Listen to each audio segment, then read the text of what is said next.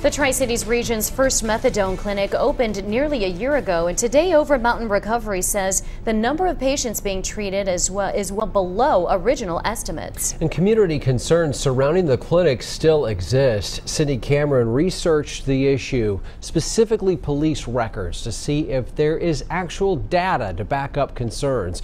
And she spoke with Overmountain Recovery 1 year later.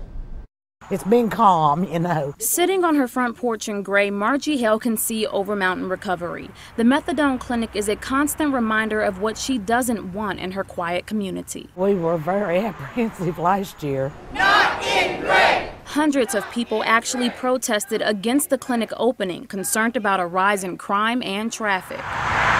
Now, 1 year into being open, Hale admits Overmountain hasn't been as bad a neighbor as she originally thought. I haven't really noticed a lot of change. Some people attribute not seeing big changes to the relatively low number of patients being treated here.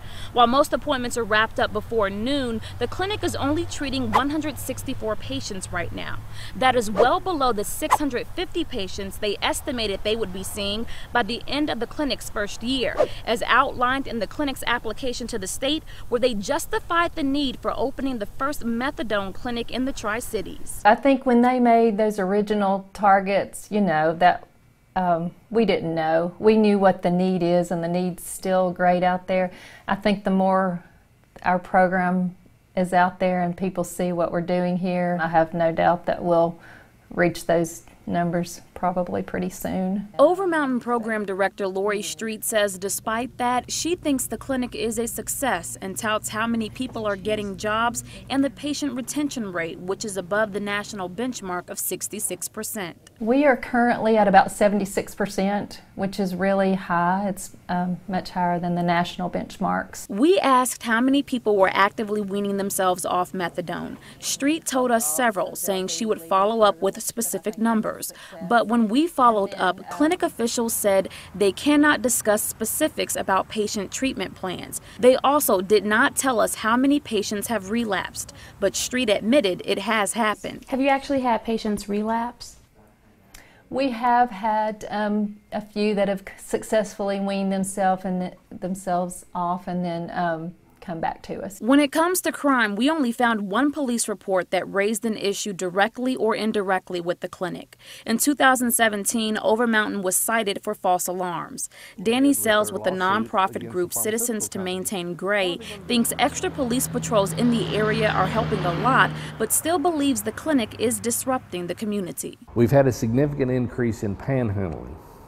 We've had people that have been trying to sell stuff, just flat begging. We checked Johnson City police reports over the last year and talked to the Washington County Sheriff's Office and could not find any reports to back up those claims. But Sells believes the clinic is still a stain on the community and is not a good neighbor. It's the responsibility of those folks running that clinic that our community, more than 2,000, said we do not want it here. It is their responsibility to relay to the community that these are the things that we are doing and this is how we're trying to be a good neighbor. Overmountain maintains they have been in the community educating people about the clinic and continue to do so through its Community Advisory Committee.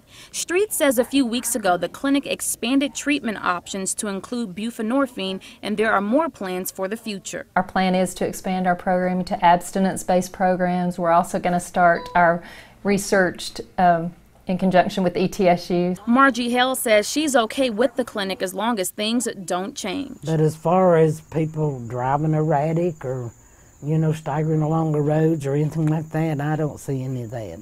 We also got the state's annual inspection report for Overmountain Recovery. It listed 2 critical administrative violations that have since been corrected. The most interesting violation was the private investigation company the clinic used to do criminal background checks on employees was not licensed by the state of Tennessee, which is required by law. The clinic says when they were told a private investigator license is required for mental health facilities, the company applied and received one.